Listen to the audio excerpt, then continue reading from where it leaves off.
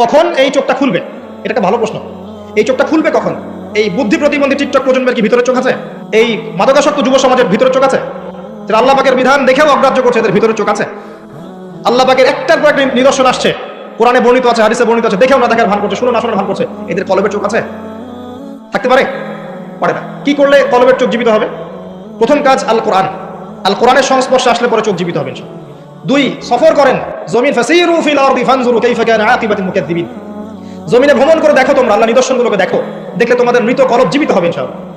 আল্লাহ নিদর্শনগুলো দেখো যে মিথ্যাবাদীদেরকে আল্লাহ পাক কিভাবে ধ্বংস করেছেন। জর্ডানের ডেড সি কে দেখেন, ওখানে লূত আলাইহিস সালামের কওম ছিল, আল্লাহ পাক উল্টে দিয়েছেন, ওখানে কোনো প্রাণী জন্ম হয় না, কোনো প্রাণ থাকে না। নবী মুসা আলাইহিস সালামের সেই স্মৃতি বিজড়িত লোহিত সাগর দেখেন, মক্কা দেখেন, মদিনা দেখেন, শামকে দেখেন, আল্লাহ পাক যত জায়গায় নিদর্শন রেখেছেন। সমুদ্র দেখেন, আপনাদের পাহাড় দেখেন, আফালা ইয়ানজুরুনা ইলাল ইবিলি কাইফা খুলিকাত ওয়া ইলাস সামাই কাইফা রুফিআত ওয়া ইলাল জিবাল কাইফা নুসিবাত ওয়া ইলাল আরদি কাইফা সুতিহাত।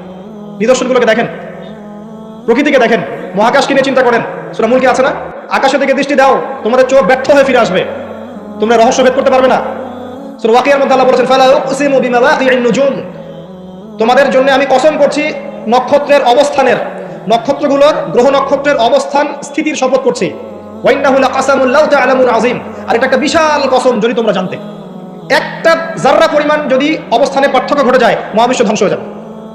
আল্লাহ পাক এগুলো দেখতে বলেছেন, তারপরে কলব জীবিত হবে ইনশাআল্লাহ।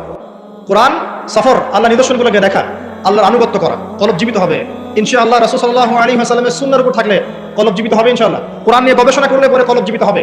যাদের কলব জীবিত, এমন আধ্যাত্মিক আল্লাহর নূর প্রাপ্ত মানুষের সাথে থাকলে কলব জীবিত হয়।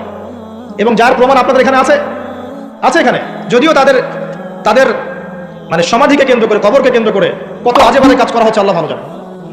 কিন্তু এই মানুষগুলো দেখলে সেখানে নাই, শিখেছেন, বরং তারা জুলুমকে সরিয়ে দিয়ে তাওহীদ প্রতিষ্ঠা করেছেন এখানকার মাটিতে।